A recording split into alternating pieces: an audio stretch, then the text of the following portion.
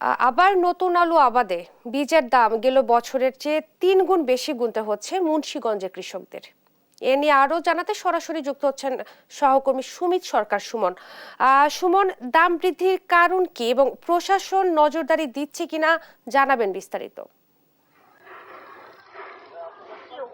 জি, ধন্যবাদ আপনাকে। আসলে আপনি যেমনটি বলছিলেন যে গত বছরের তুলনায় এই বছর কিন্তু বীজ আলুর দাম, হল্যান্ডের যে বাক্স আলু সেটি কিন্তু গত বছর ছিল 10,000 টাকা, সেই আলু কিন্তু বিক্রি হচ্ছে এই বছর প্রায় 30 থেকে 32,000 টাকা করে। এতে করে কৃষকরা তাদের আলু রোপণে মানে অনেক সমস্যায় আছেন বলে আমাদেরকে জানিয়েছেন। তবে কৃষি সম্প্রসারণ অধিদপ্তর তথ্য মতে কিন্তু মুন্সিগঞ্জে এখনো পর্যন্ত 31 হেক্টর বীজ আলু সংরক্ষণ রয়েছে বলে আমাদের জানিয়েছেন। আর ভোক্তা অধিকার তারা জানিয়েছেন যে সরকারের নির্ধারিত মূল্য না থাকার কারণে কিন্তু আসলে মুন্সিগঞ্জে যেই বীজ আলু সেই আলু নিয়ন্ত্রণ রাখতে পারছেন না তারা। ব্যবসায়ীরা বিভিন্নভাবে এই আলুর দাম নিজেদের মতো করে বাড়াচ্ছেন। এখন আমি একজন প্রান্তিক কৃষক তার সাথে কথা বলবো। আপনি একটু জানাবেন যে এই আলুর দাম কেমন এবং এত দাম কেন?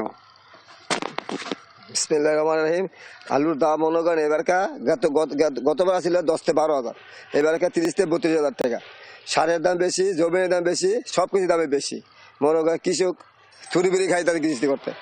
তো মনে করেন যদি এরকম থাকে তাহলে আগে সরকারই ভালো আসছিল, আগে সরকারের দাম কম আসছিল সব কিছুর দাম।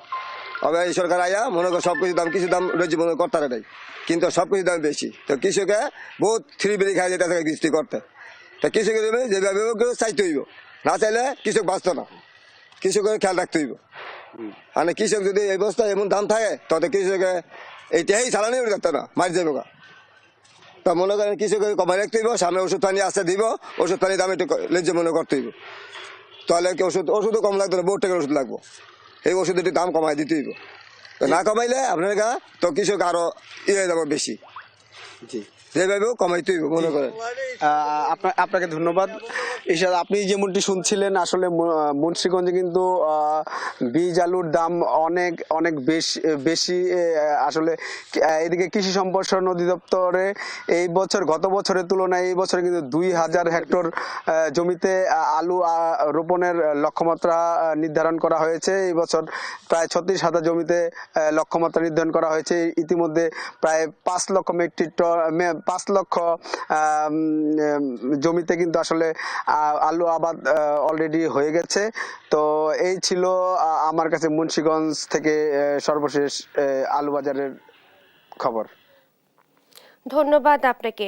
মুন্সিগঞ্জে নতুন আলু আবাদে বীজের দাম গেল বছরের তুলনায় অনেক বেশি এবং কৃষকরাও হিমশিম খাচ্ছে। এই ব্যাপারে বিস্তারিত জানাচ্ছিলেন সহকর্মী সুমিত সরকার সুমন।